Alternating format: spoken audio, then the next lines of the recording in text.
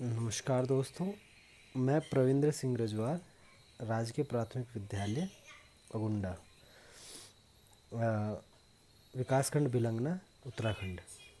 आज हम घात से इकाई का अंक निकालना सीखेंगे कि कैसे हम घात से इकाई का अंक निकाल सकते हैं।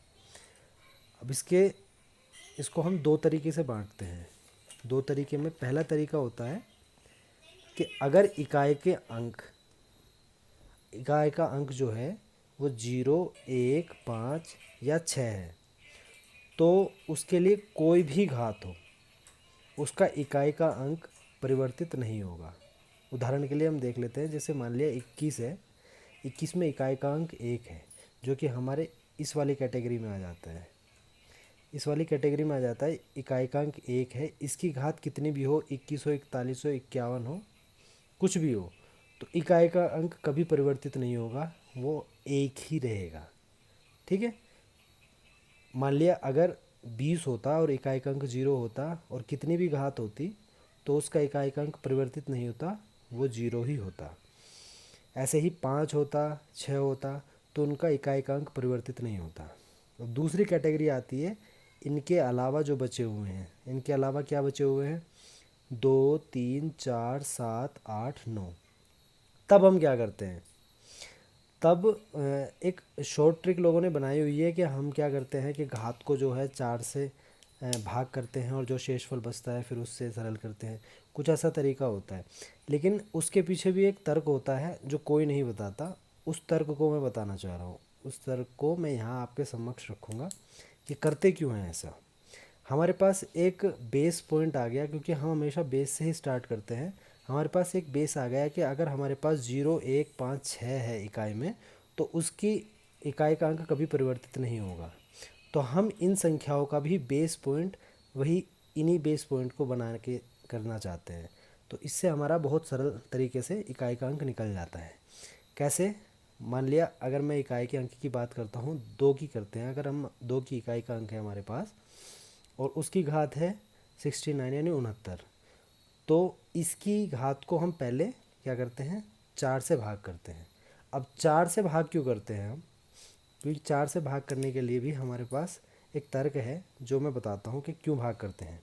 क्योंकि अगर मैं 2 की घात में 2 की ऐसी कौन सी घात होगी जिसकी इकाई का अंक या तो 0 या 1 या 5 या 6, इन चारों में से कोई एक होगा। तो 2 की अगर घात 1 करूं तो 2 होगा, जो कि इनमें से नहीं है। 2 की घात अगर 2 करूं तो 4 होगा, जो कि इनमें से नहीं है। 2 की घात अगर 3 करूं तो 8 होगा, वो भी इनमें से नहीं है। और अगर 2 की घात में 4 करता हूँ तो 16 होगा, जिसमें कि इकाई का अंक 6 है। इसीलिए हम क्या करते हैं? 4 से भाग करते हैं। 4 से भाग करने का क्या हमारा निकल गया कि 4 से भाग हम इसलिए कर देते हैं कि इकाई का अंक जो हमारा बेस पॉइंट हो जाएगा हमारा 6। कैसे? ये देखिए, जैसे हमने 4 से इसमें भाग किया 69 में, तो कितना आया? 17 तो इसमें पूरा आया और उसमें शेष 1 बच गया। तो 17 व शेष 1 आया। अब इसको करते कैसे हैं? इसका तरीका ये है कि 2 की घात को हमने पहले 2 की घात 4 के रूप में व्यक्त किया इसको, और फिर जो उसका ऊपर जितना भी शेषफल से पहले जो वह भागफल आया, भागफल 17 लिखा, और फिर गुणा में जो शेषफल आया उसमें 2 की घात अलग लगाई। अब ये 2 की घात 4 का मतलब कितना होता है? 16, जो कि क्या हो गया? जिसमें कि इकाई का अंक क्या है? 6। तो इकाई की अंक अब 6 है, तो ये यही कैटेगरी फिर से आ गई कि इकाई का अंक अगर 6 है तो उसकी कितनी भी घात हो, उसकी इकाई का अंक अपरिवर्तित रहेगा, यानी कि परिवर्तित होगा ही नहीं। तो इसकी इकाई का अंक क्या होगा? हमेशा 6 होगा। और ये 2 की घात 1 का मतलब, 2 की घात का 1 का मतलब होता है इसकी इकाई का अंक क्या होगा? 2। तो इसका 6 और इसका 2, फिर इन दोनों की गुणा होगी, 6 दूनी 12, तो इकाई का अंक क्या आएगा? 2। अतः इसमें इकाई का अंक 2 आएगा। सेम हम 3 की बात करते हैं। अगर 3 की बात करते हैं तो 3 में भी यही होता है।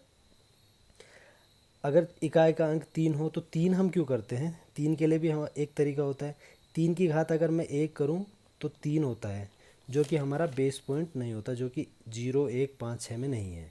3 की घात अगर मैं 2 करता हूं तो 3 तिया 9 होता है, वो भी इनमें से कुछ नहीं है। 3 की घात अगर मैं 3 करता हूँ, 3 तिया तीन तिया 9 तिया 27, तब भी इनमें से कोई पॉइंट नहीं है। अगर 3 की घात 4 करता हूँ तो 81 होता है, जिसका कि इकाई का अंक 1 आ जाता है, और ये हमारे इस कैटेगरी में आ जाता है। तो इसलिए हम 3 के साथ भी यही करते हैं कि पहले क्या होता है, घात को 4 से भाग किया जाए और जो शेषफल बचे उसे अलग किया जाए। जैसे कि 243, इसमें इकाई का अंक 3 है, इसकी घात हमने 113 की। जब मैंने 4 से इसको भाग किया तो भागफल जो है 28 बचा, शेषफल जो है 1 बचा। तो 3 की घात 4 की घात 28 गुणा 3 की घात 1। अब यहाँ पे क्या किया, 3 की घात 4 जो है वो 81 हो गया, ये इकाई का अंक 1 हो गया। तो अब इकाई का अंक 1 है तो कितनी भी घात हो वो 1 ही रहेगा, उसकी इकाई क्या रहेगी 1।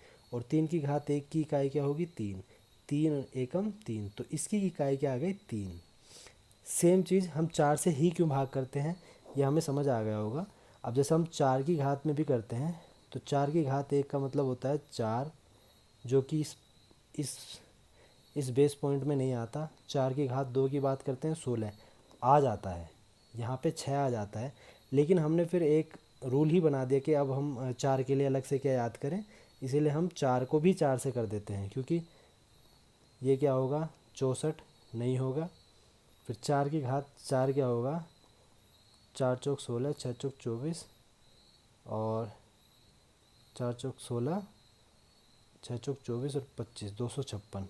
इसमें भी इकाई का अंक 6 आ जाता है। इसीलिए हम क्या करते हैं, इसको भी 4 से भाग करते हैं, 4 को भी 4 से भाग करते हैं, 7 को भी हम 7 के लिए भी अब देखिए 7 की घात 1